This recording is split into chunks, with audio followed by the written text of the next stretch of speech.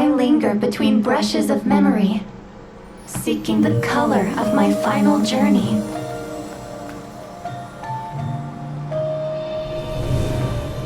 When I get there, may there be feathers to paint the sky, shades of rose.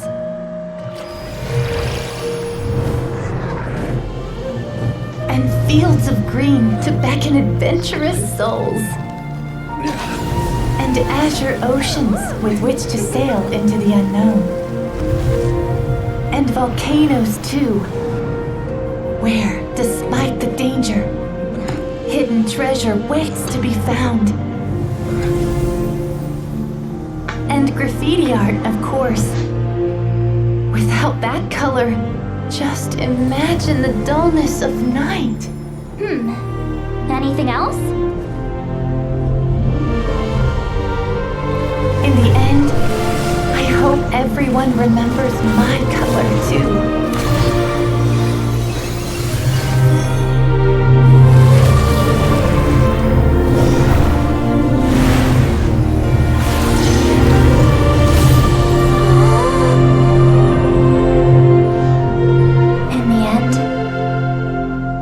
Everyone remembers your color too. All in all, it was just a technique for coloring a scroll. The task I'm entrusting to you is much more than that. Farewell, my friend.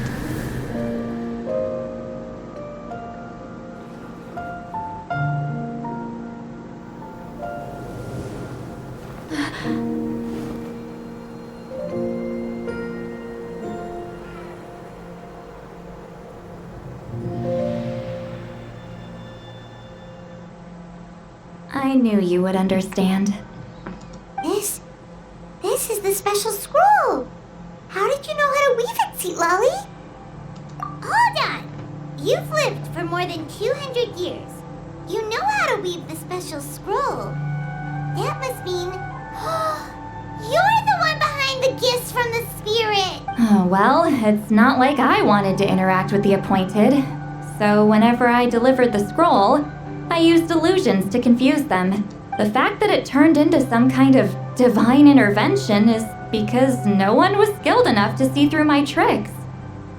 You've carried the duty alone for all these years? Even if you don't like interacting with people, why not teach someone else how to do it? Traveler, you can see the special color, right? The essence of that color is memory. That means completing the special scroll is a process of searching for color within your memories. Passing the technique on to someone means sharing your memories with them. You need to leave traces of your color in their memory, and they must do the same. Even though I only confirmed that today, I've had suspicions for a long time, and, well, ever since Sweet Ceiling died, I haven't wanted to form that kind of connection with people. Oh, yeah. It was her final wish, so I kind of resigned myself to taking on the burden forever. After all, I have all the time in the world. But Claw never stopped appointing new candidates to weave the scroll, despite knowing exactly how I felt about the situation. I knew exactly what he was doing. And yeah, if I ever did share my memories with someone, I guess that person would be a friend. But it never got to that point. This time, though, you win, Claw. Take this. I guess it's my response to what you told me the other night. What is it? If I had to choose my color, it would be the color of this handkerchief. Countless people exist in my memories, and I know one day that will be my fate, too. A memory living on in someone else's head. Since you have a long lifespan, you're the perfect candidate to bear this memory and carry my color in your mind. Just keep it safe. And you better not forget my color when I'm gone. Whoa. It's a little early to talk about death, don't you think? It's only been a few seconds since we made the friendship official. Isn't that what friends are for? Okay, This is a serious commitment. Well, citlali, if the traveler's going to leave their color in your mind too, it'll probably be gold, right? Actually, their mark is already there. Remember the mind reading effect I couldn't fix? Well, I finally got to the bottom of it. Sharing senses allows communication to occur between the consciousness of different people. Naturally, memories are also involved in that process. Although I didn't know it at the time, we both have the ability to see the color of memory, which means that when I shared my senses with you, a connection was created between our memories, and that connection is what caused my original spell to go haywire. So, you can hear the traveler's thoughts because you left traces of color in each other's memories? And that's why the traveler could hear your thoughts too! Because it works both ways, right?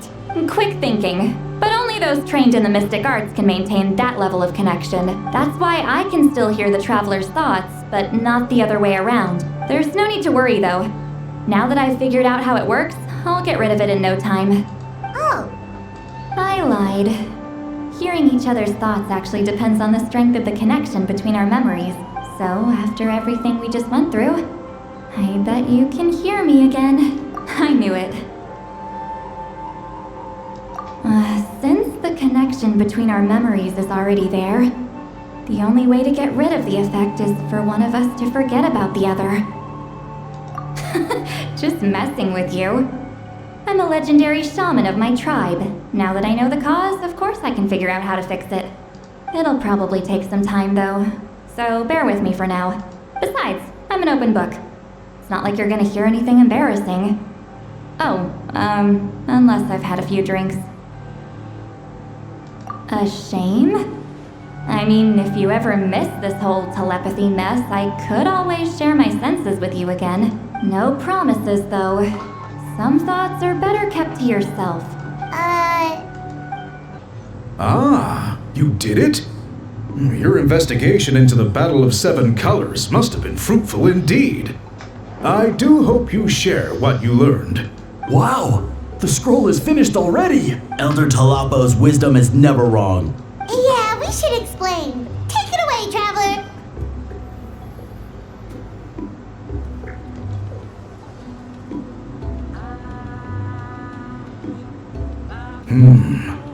I see. You don't look surprised at all. It makes perfect sense.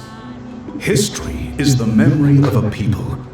If we want to depict it, a dye derived from people's memories is, of course, the best choice. Now, it's just a matter of preserving this secret technique. From your description, it sounds like learning the technique requires the previous holder to share their memories. Well, yeah. In that case, I must work with our priests to reinvent the technique based on the principles you described. After all, memories are precious things, meant to be shared with those closest to us. I cannot take that choice away from you, Trep. You completed your task admirably. Finding a way to carry on that legacy is now our duty. Alright, we'll leave that to you. And please pass along my thanks to Granny Eastly. We interrogated the Fontanian merchant she apprehended, and it turns out he's the reason some among our tribe started to question our history. He hired people to spread misinformation about the Battle of Seven Colors. The recent friction within the tribe is entirely his doing. We now have a record of his crimes, and will begin working with Fontaine authorities in a few days. So he was behind the controversy in the first place. Guess it's easier to investigate when people are already questioning something. Anyway, that clears it up. People don't just question their history out of nowhere. Until we meet again. You told him everything, right? Yep, we left out the part about your contribution, but it kinda seemed like Chief Biram saw through us. You could have just said it was a gift from the spirits. I guess he is different from the previous chiefs. But if he... There you are! I've been looking everywhere for you. Oh, it's the other Fontanian researcher. He wasn't taken away with his boss? Please, call me Allier. After questioning, the tribe absolved me of any serious wrongdoing, so here I am. I'll be heading back to Fontaine soon. No employer means no funding, after all. But I wanted to finish my investigation first. I'd like to ask some questions about citlali. I want people outside of Natland to hear her story, but my understanding still has some holes. Questions? Huh. Why should I let an Outlander tell our stories? Don't misunderstand. I have no intention of twisting your history or using it to make a profit. It's just honest curiosity. I assure you. I believe amazing stories deserve to be shared with the world. Culture thrives through dialogue and exchange. All right, you can ask your questions, but be quick. I have important plans after this. Important plans? Oh, thank you very much.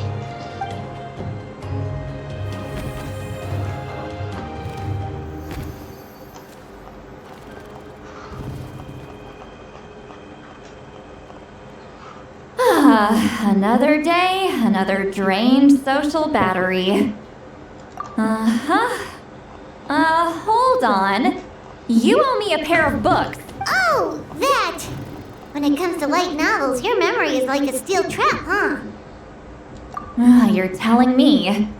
Yeah, it's not gonna be easy. You might need to go to Yai Publishing House in person, but I don't need them right away.